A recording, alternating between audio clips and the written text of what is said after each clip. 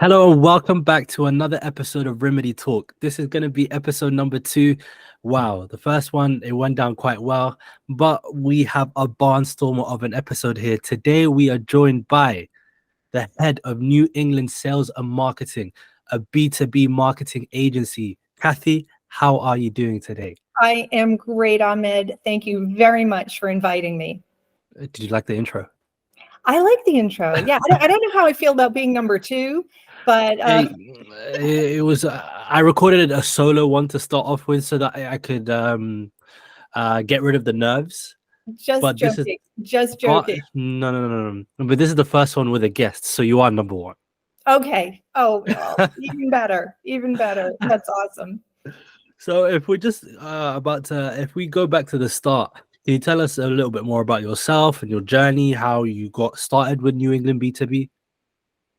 Yeah, great question. So I think that as a lot of entrepreneurs will know, they might have started their business like I did, in the case of New England Sales and Marketing 13 years ago. But I think the thought was in my head from the age of 8. I think that seeds are planted. I worked for a family business at the tender age of 10. And I think these ideas just stay in your head, and they're just, I went to a business-oriented college. And I think, when the time is right, these ideas really take shape. So even though I started New England Sales and Marketing 13 years ago, I feel like I was really ready. Maybe, I was really ripe for the opportunity. So it was really a combination of a family experience, a school experience. And then ultimately I had, at my last job, I had a couple of customers telling me to do it. They said, just go do this on your own. You can do it. You're plenty experienced. You have enough relationships. You seem to know exactly what you want to provide. So just do it. So I was kind of pushed by customers at the time to take this business to life. And I'm very, very glad I had their encouragement, because there's been no looking back. It's been a very good experience. No, that's really amazing to hear. So obviously everyone in marketing has their own niche. Some people go down the ad channels, some people go down whatever avenue they go down. So what led you to focus on B2B more so than anything else? Yeah. Well, that is something that started very early in my career. So right out of the gate, I had always been sort of a content person, and I kind of got into the publishing industry very early. But what that led me to was there was a market research subsidiary of the publishing company that I ended up working for, and they did market research for technology companies. So that's what got me into B2B. It was a combination of working on magazines that were for the technology sector, and then, being a market analyst for the technology and telecommunication sector. So I really got into B quite literally in 1990, which I know is a very long time ago for some of us, but so that's really what got me started. And it's a challenging space. I mean, we can talk more about that if you like, because it's really a challenging space to be in. It always has been, it always will be. Yeah, I think this probably leads me on to the next question in terms of what you guys do on a day-to-day basis, more so like your daily routine starting from 9 a.m. I don't know when you finish, because entrepreneurs work at crazy times, but just in terms of like a daily routine, how you look to serve your clients and how you look to grow in general. Yeah.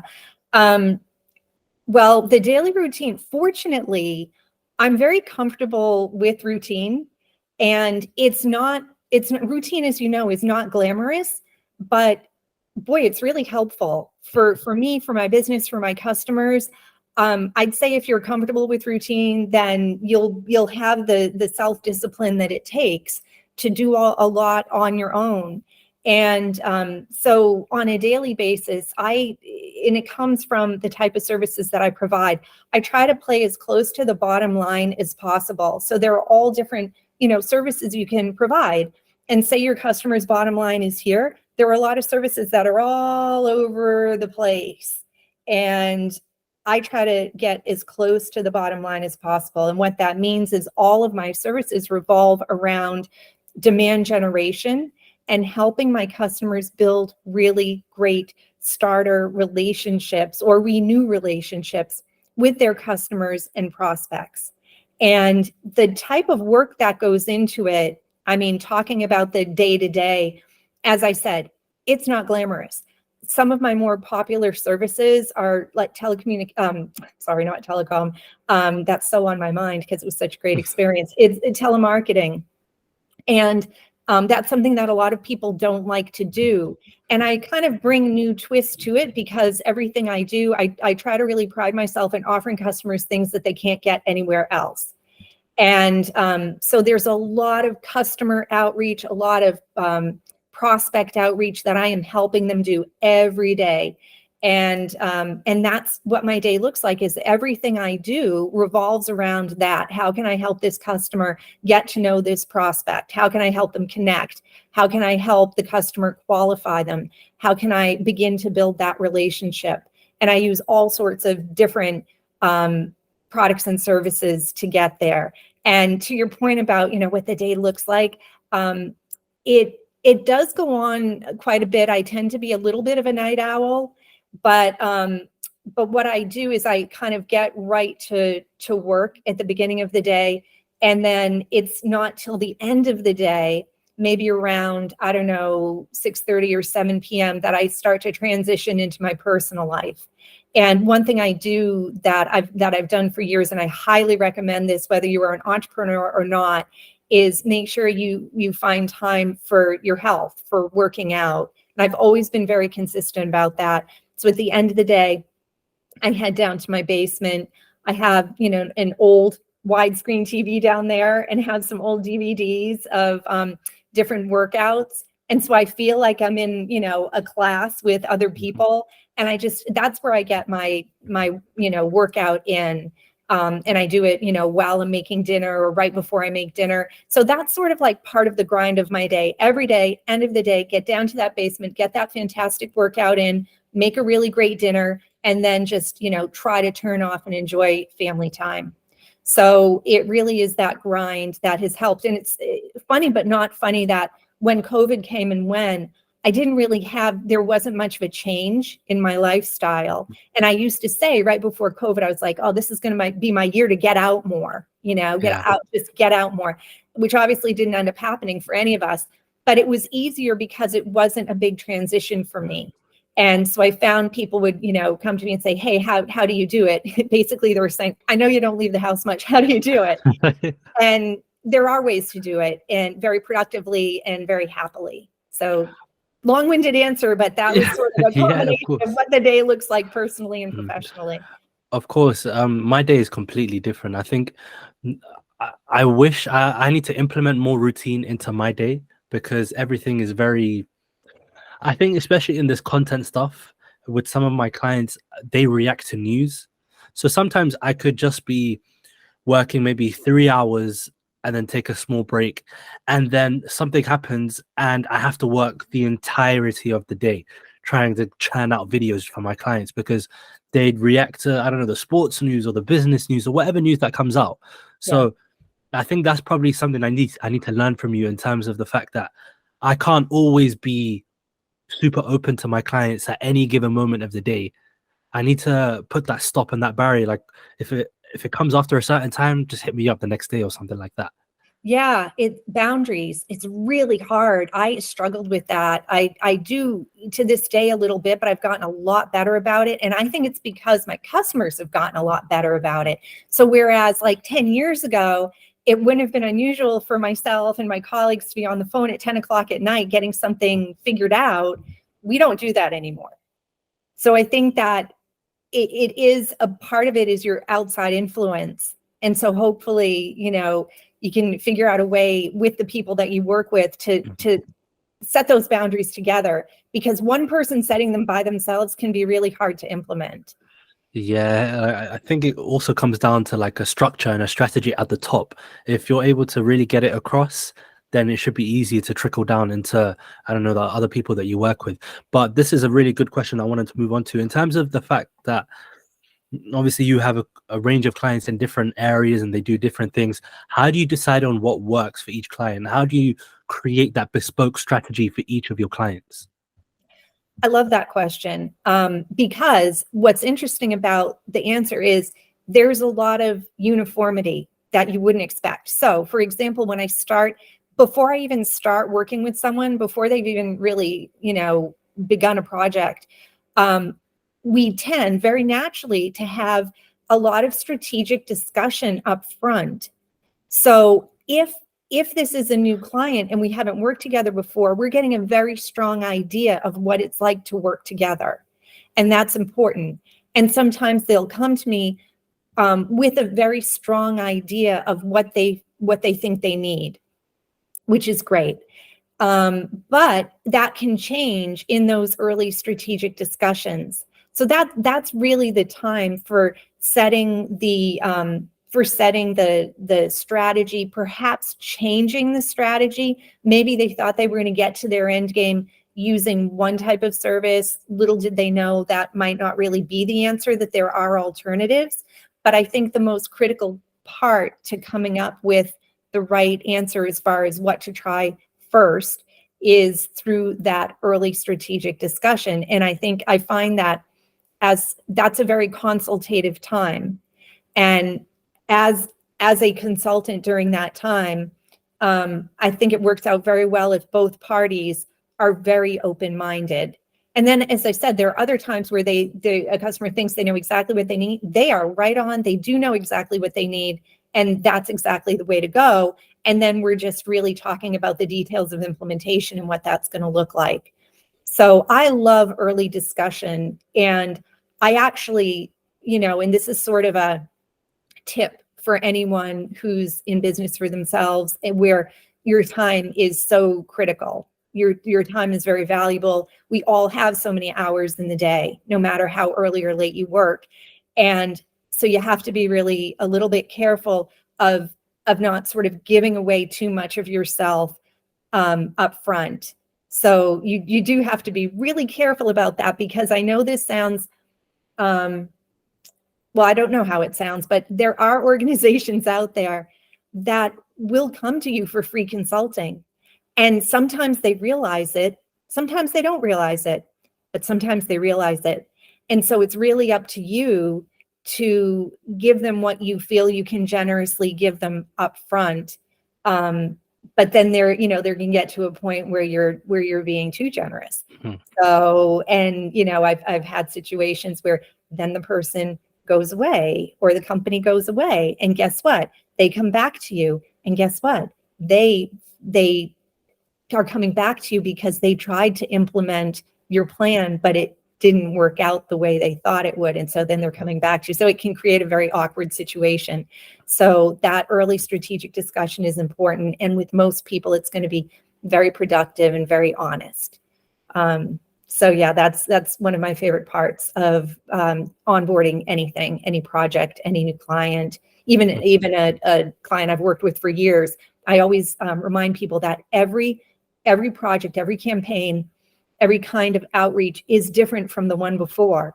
So, sometimes people come to me and say, well, what kind of results will I get from this? They want real specifics. And I remind them every customer is different, and even every campaign for that same customer is different. So you have to kind of be aware of that and cling to your best practices to get your best results. Totally.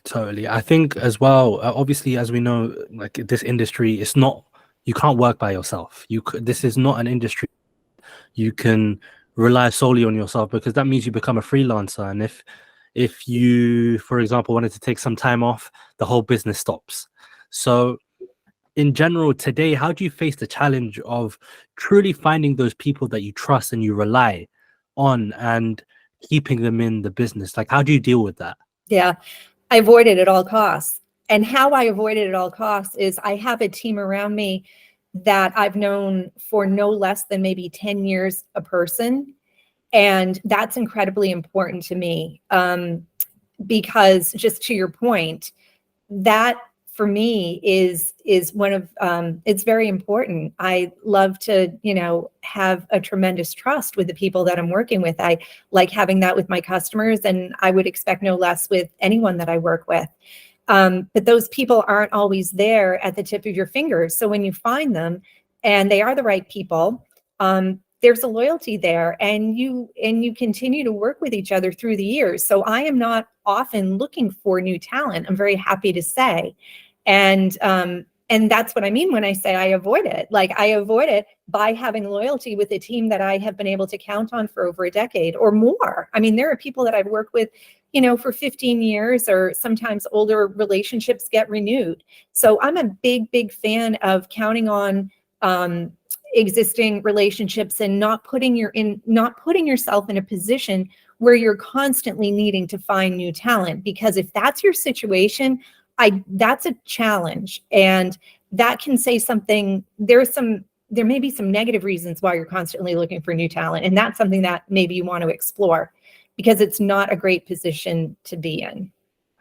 Totally. I think especially like we come from completely different worlds and completely generations, but especially what I notice from colleagues and peers around me in terms of who deal with their own stuff, it's always you hire quickly and you fire quickly, and that's how you grow. And I think I don't really enjoy that, because I like to build relationships first. These people are human beings to start off with. They're just not a piece of, I don't know, the people are not discardable in that way. They obviously have families to live for. So yeah, I personally don't like this quick and rash hire and fire thing, because it's just not fair to me, to them, to the energy that you're both putting in. And it's something that needs to change. And especially with a world that we're living in and everything's so fast paced, keeping those existing ties and keeping those external but long lasting relationships is the key to growth. And that's how I feel. You sound like me. I mean, these are the exact words that I have said multiple times. This was something that was very unexpected about starting my own company, which was that it would actually end up bringing me greater stability and longer term relationships than I had been enjoying in the tech sector. And one of the real challenges in the tech sector, and in my experience and with those around me that I see, this started a little over 20 years ago, where there was this quick, rotation through people and companies. And what would happen is, pretty soon, if you were in sales and marketing, your tenure got really, really reduced to maybe a couple of years, because best case scenario, your company would be successful and get acquired. And then maybe the acquiring company, if it wasn't your company, wouldn't need your sales and marketing team anymore. So best case scenario, you might have gotten let go. Worst case scenario, your company wasn't successful and you might have still gotten acquired and had the same outcome. So there was this vicious cycle that you're referring to. And if each time you need to go in a slightly different direction, or even though you might still be within a certain industry, you might have to go in a slightly different direction. So you can't build. You can build on your skills, but you can't build on your network, which is very inefficient for everybody. So so to your point, I don't enjoy that either. I really enjoy long-term relationships. And this is the part, like I said, that has come so unexpected to me, that, I have customers today that I have been working with since the day my doors opened. And I love that. And they love that. And it brings stability and predictability to your professional life, to your projects, to the outcomes. And it creates a community of people that you can confer with. And that's very powerful. So I hear you completely. And I support that kind of approach to business. It's a better approach than churn and burn.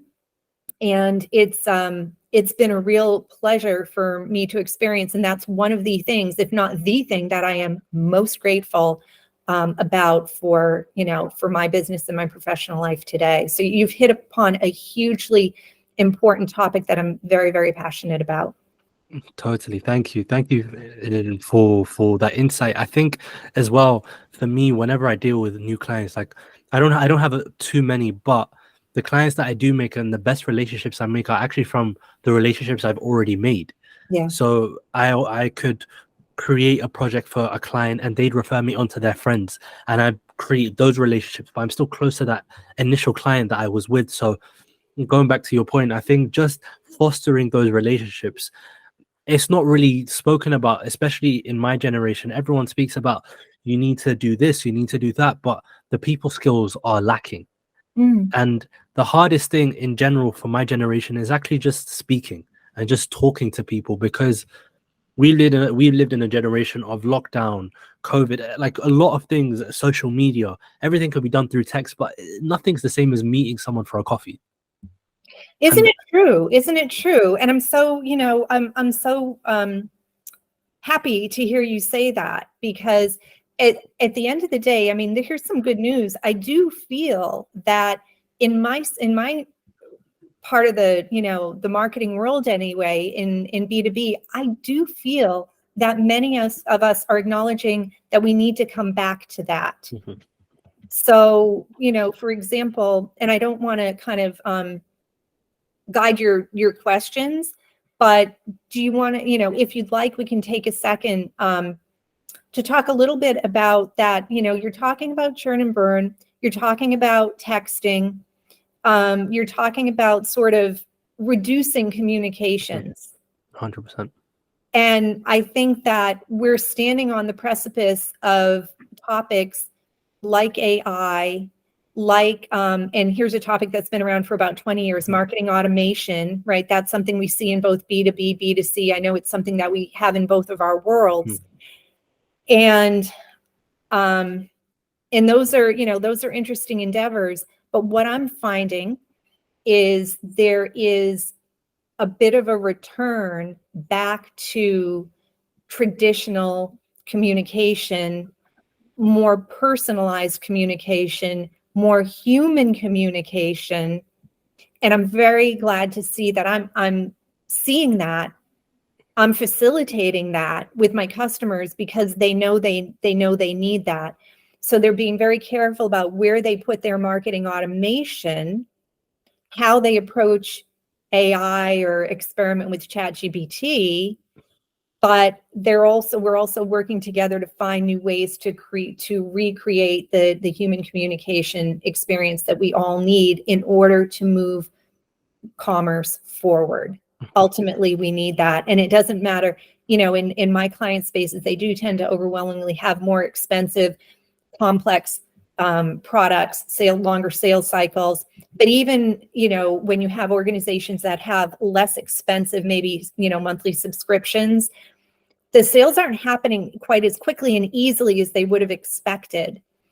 But when you bring that human factor to it, like something you and I have talked about a little bit, and that's the whole, research. Well, I don't want to say advent of, it's almost a resurgence of video communications, using video to communicate, using video to prospect, sell, communicate, etc. I'm a huge facilitator of that, because I think that helps humanize communications. So, not to go down a path too far. I mean, I want to make sure we're, taking this conversation in the direction that you want to take it. No, it's all good. This is what I love. I love taking conversations, because, like, going back to human things, like conversations, they go everywhere. So yeah, continue. Okay, so there's a couple of other things. So you mentioned the, referrals, and one thing leading to another, and one customer leading to another. I call that a family tree. And Oh, that's something that I started to see early on, which was, oh my gosh, my New England Sales and Marketing has a family tree. And it has your first generation customers that have branched off, and some are with the same organization, many are not, because that was 13 years ago. And many have moved to different organizations 2 or 3 times in that time. So we're on a third generation, and they've introduced more people to the mix as they've moved to different organizations. So you have this family tree that you really want to, keep in touch with and keep nurturing, because that is the entire foundation of your business. So there's your personal network, which we all know sometimes it's more reliable than others.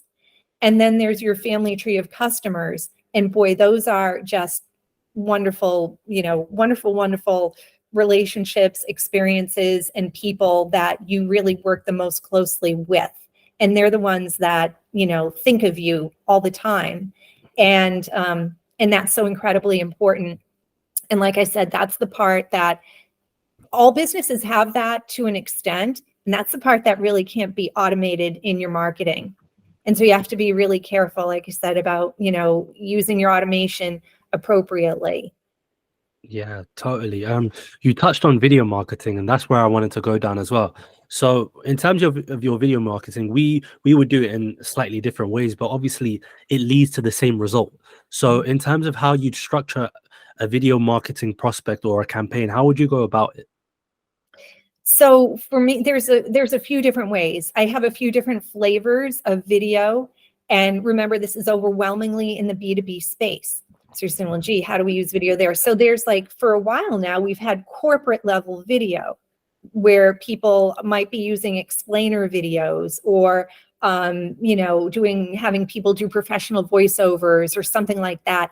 But I'm bringing it more to the individual and into day-to-day use. So one of the things I always say is I feel that in my space, we are with video today where we were with the telephone 150 years ago. It's a new communication device. So that concept of thinking of video as device, as communication device, and making it available and usable to individuals in marketing and sales. It can be any role really, but I'm focusing on marketing and sales, and introducing it as a new way to communicate. So, and I'm not talking about like high production value videos. It's different. It's sort of using it almost as like in a Jetsons video phone kind of way. So instead of, instead of dropping that text-based email to someone or leaving a message, then, I encourage people to use video. And there are many reasons behind that. I think in my space, it's getting increasingly difficult to get the responses that you need from people, again, in order to move commerce forward. And it's been made more useful by certain tools that a lot of individuals don't realize are out there. And they're very affordable. They're very easy to use, one-click record and store video. And the more salespeople I work with on this, the more use cases we have. So we're using video to, say hello to people, to walk them through proposals, to walk them through all that wonderful content, that marketing content that isn't being read because people aren't reading like they used to. Mm-hmm. They're not, absorbing collateral like they used to. So we're using video to introduce content to people and just use it as a way for day-to-day communication. And sorry. That's it. No, it makes a huge difference. I had one account manager the other day who really has just, they all take it and run with it. They really do. So he had a couple of prospects he really needed a response from. He had outstanding proposals and they had gone a bit, the prospect had gone a bit silent. And so he put two videos out there to, two different prospects, and both of them responded within 2 minutes. Both of them. Wow. It was such a coincidence. Boom, boom. Both prospects that he needed to hear from responded within 2 minutes. I was, very happy about that kind of result. And that's the kind of thing you see with video, Yeah, 100%. I think, especially with how I do it, I think for us, and when we're working with potential clients or when we are working with clients, we go full in on the video. We would create the script for them, and sometimes I'm speaking to a client and they say, do you really want me to say this? And I say, yes, it will work. And then they say what they need to say, and they're like, wow, we're getting all these leads coming in because of what you said. And I said, that is why it's so important. It's because it's not just the video itself, but it's the psychology of it, because you feel that you're with them as well. And it goes back to the whole people thing. It is so much more important for someone to see your face and to know what you're doing, which is why, for example, a social media app like Twitter, I'm not the biggest fan of it for marketing, because you only have so many words that you can say without thinking, okay, I need more. But Mhm. with the video, and when you can speak to your phone and when you can truly connect with the person on the other side of the screen, that's when sales happen. And that's something that you've evidently seen right away, and something that I've been seeing as well. So I think it's super important. It is. I mean, you raised a really great point about the experience and the psychology of it. You know, it's so cool. I've had people say that they couldn't remember if if they had met with someone before in live or not because they saw a video. They had created a video for them. They saw their video, and then when they met live, they were like, have we spoken before? They hadn't. They just thought they had because of the video, because it's so personal. And another really important point about video, I think that we're both seeing is we're not, yes, you can use video to blast out to numerous people. Absolutely. Nothing wrong with that. But I think what you and I are talking about is more of a personal connection. So in many instances, the folks I'm working with, they're creating, it's great for account-based marketing because they're creating personalized messages for the people that they're reaching out to. And it's not just a matter of like, you know, hi, Kathy, but then giving the same message you would give to anyone. Like that's not personalized. You've Of just course. changed the greeting. So Exactly. we're talking about actual one-on-one things that you could only say to the person you're reaching out to. And I think they really appreciate that. The person they're reaching out to really appreciates that because they're not getting it from anywhere else. And I always say, you know, this is the time to get your competitive advantage from video. It won't always be there. It's there right now. So move on it, you know. Absolutely. So we've spoken about the now. How do you see the future? So in terms of where you see potential growth, or where you see the market going in terms of potential avenues, where do you think it can go? That's a great question. I'm seeing some experimentation with ChatGPT. And I know there are folks out there that really want to kind of show off a bit, and they're throwing around, you know, the phrase artificial intelligence, they're throwing around AI, they're throwing around ChatGPT, and they're kind of jumping on it, in my opinion, a bit too quickly. So some of my customers are experimenting with it, and I'm working with them to experiment with it a little bit. And we're not making great inroads at the moment because we're experimenting with, for example, the writing of blog articles. And what we're seeing, at least right now, is when we tried an alternative to human writing, there was a lot of keyword stuffing going on. So when there was too much repetition of the same word over and over and over and over again in the article, which Google doesn't like. So we're just not, I don't want to say we're not enthused, we're just not finding great applications yet. Now, that doesn't mean that, you know, AI can't come in really handy and help with data. All of my customers love data. We love acting on data. We love collecting data, acting on data to make our outreach better. But we're using data analysis, but nothing in the way of what I would term AI. So that, you know, that's just where we are on that topic. But as far as more of, you know, what the future looks like in my space anyway, if my space could have a theme song for 2023, and this, like, I keep hearing this in my head every day, it would be Rehumanize Yourself by the Police. And I think that really represents the future of B2B, is continue to humanize your outreach, because B2B doesn't have the same sort of passion-based platform that the B2C space gets to work with, right? But even though it's hard to get that, you know, to capture and develop that passion for B2B products, it doesn't mean that in that space you can't have absolutely fantastic relationships with your customers. So in order to get there, I think that we're seeing a trend of truly rehumanizing the process. And another example of that is I've had, folks who are really doing everything they can and have done for a while to get inbound leads, right? Leveraging marketing automation and advertising and the digitization of the buying process, as we've referred to it. And they're now, this is really kind of interesting. Over the last couple of years, I have had multiple customers come to me and say, we're having problems with our inbound leads. They're not buying.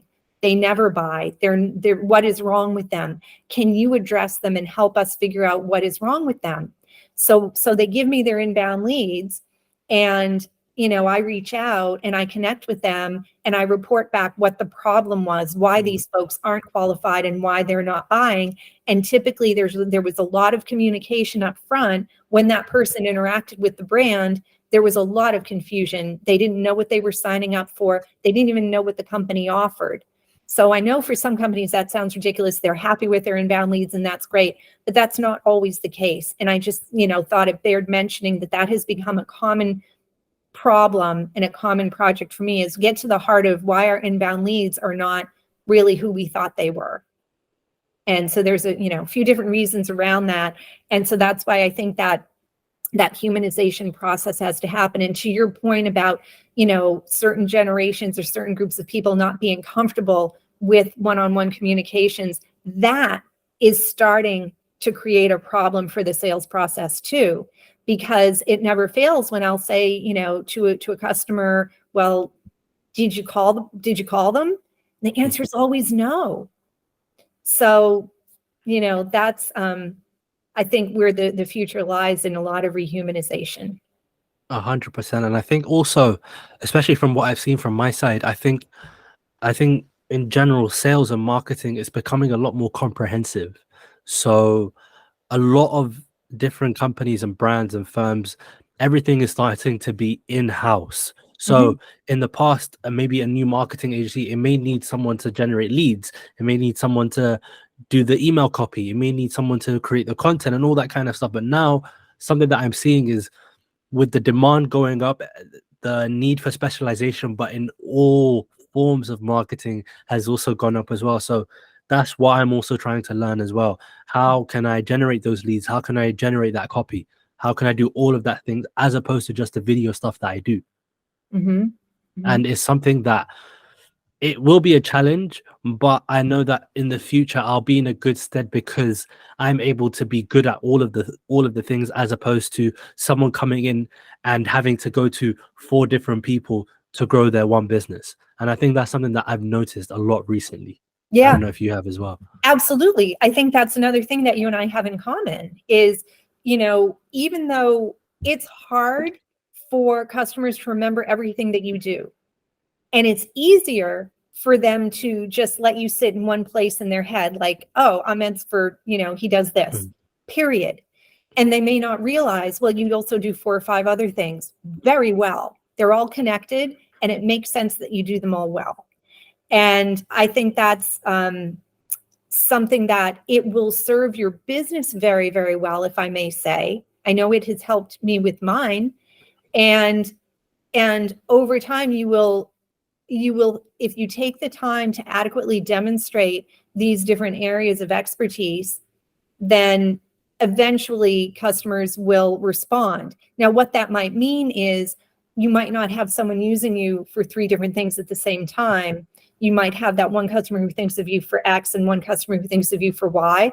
But to be able to provide that integrated campaign, or that, integrated skill sets, multiple skill sets, but in an integrated way, is incredibly valuable. Incredibly valuable. So I'd say, you're onto something, absolutely, and keep on with it. You don't have to hire 5 different people. And like I said, the market won't always accept that you can do multiple things well. And you know what? That's okay. If the customer really can't accept that, be a little bit patient with them and figure out, because it's a 2-way street. You have to figure out what is the best things that you can offer them in this situation. And then there will be other customers where you can, offer a broader scope because they'll get to know you better and they'll understand your offerings better and your skill sets better. But yeah, there will always be those folks who just think of you as one thing, and that can be okay too. So you're giving yourself a tremendous flexibility to create, better product, to not rely on a bunch of different resources that can be expensive. To keep everything under one roof is effective for you and your customer. It's efficient, it's cost efficient. So I'm a big fan of that model. There are folks in our shoes who actually don't deliver the service. They have to rely on other people. Mm-hmm. And I think that's where you get into a very different business model and in a very different situation that doesn't always work out well for everybody involved. So to have you, the leader of the organization who also is delivering against it is a very valuable thing. And yes, you do have to protect your time and make sure that you're offering the right thing, and that you don't go down the wrong path. Mm-hmm. So, but I think it's not only perfectly fine, but great to have that multi-skill approach for sure. So Yeah, I think. for that. That's great. No, I think even because before this and in general, reading about your story, reading about your website, and just how much you offer in-house. And I think of myself, if I'm a potential customer, if I'm a potential client, why do I need to go to so many different avenues to get this one job done? Obviously, the end goal is to increase your bottom line, but if you're able to go to that one central channel that can do all of those things for you, you just need to sit back and implement what you learn from it. So I see that you do that, and I say, well, why don't I do that? It's perfectly normal to be as widespread as you can, but whilst also being good at it, because you don't want to be a jack of all trades and a master at none. Exactly. And but I think what we're doing is we're staying connected to those. It's multiple things, but it's multiple things that we have a strong background in, we have strong experience with, and they are connected. We're not offering two completely different things or three completely different things. They are connected. So you're right. You have to be very good at it, expert at the different offerings, but also passionate about them. And I think that what we're doing is we're offering things that we're absolutely passionate about, and passionate about them being offered under one roof. I think that's important, because I'm sure we both had situations where you collaborate with folks kind of out of left field, and Mm-hmm. you don't really have that connection. And I've had customers try to match me up with different vendors that but it doesn't always go well if you try to, it doesn't make sense to try to match me up with a vendor out of left field when I'm already working with someone with that expertise. Mm-hmm. So don't mix and match if you don't have to. That can be incredibly inefficient. Totally. So in terms of the lessons that you want to share to people, maybe starting up in this industry or that are already in this industry and struggling, what would you be like your one takeaway just for the future, and how they can not only grow the business, but just grow themselves as people as well? Wow, that's that's a question for Ted Lasso, I think, but I have learned from him as much as possible. And I love that show, honestly. oh, me too. That's why, honestly, yeah, you can learn a lot from it. But the relationships are key. But here's something that's a little bit counterintuitive. Well, I don't know if it's counterintuitive, but here's sort of the dark side of what we were talking about regarding relationships. And this is really what's going to help contribute to the growth of your business, is really developing the right relationships in the right way at the right time. And here's the darker side of relationship driven people, is knowing when to kind of walk away from the wrong relationship. I'd say that is absolutely critical to the growth of your business. And that wrong relationship for you It can be great for the other person, but it might be in the form of another vendor that you're working with. It might be a customer. It might, who knows who it might be. It might be just some new contact who you're not really a good match for, and you know it. But I think that innately we're all seeking efficiency, and we're all competitive people, and you put a challenge in front of us and we want to make it work, but don't try to make it work with the wrong situation. Choose, choose your battles, choose what is worth competing for. And I feel very strongly about that. And I think that there are times when you always hear the expression, someone used it on me recently, like, don't burn your bridges. I wouldn't worry so much about that expression, because if you're professional in your interactions and if you're diplomatic, you're not going to burn any bridges. Totally. And it's okay. Fortunately, I haven't had to fire a lot of customers, and I can't remember the last time I did. It was a long time ago. But in 13 years, I have walked away from 2 or 3 customers.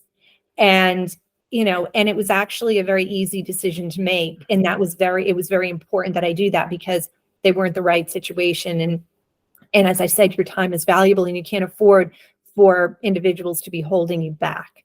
So I dwell on that point a bit, because I think it's really important not just to work with the right people, but to avoid working with the wrong people, the wrong customers, because invariably it can lead you down a path of branching away from your model, which is not a good idea. If you have a tried and true model, then don't try to reinvent it and go down a path where you're not being true to your model or your values or your pricing or what you should be providing. So that's a very important piece of it. I recommend you think hard about that. And other than that, and this is important too, it's critical, like you were saying, about having certain expertise, things you're really good at. If you find that, you're going down a path and offering something that you don't feel strongly about, stop, because I can honestly say that I feel very strongly and very positively about everything that I do for customers. I would just, fortunately, I've never found myself going down the wrong path. So just be careful about those couple of things, connect with the right people in the right situations, and keep offering the right things.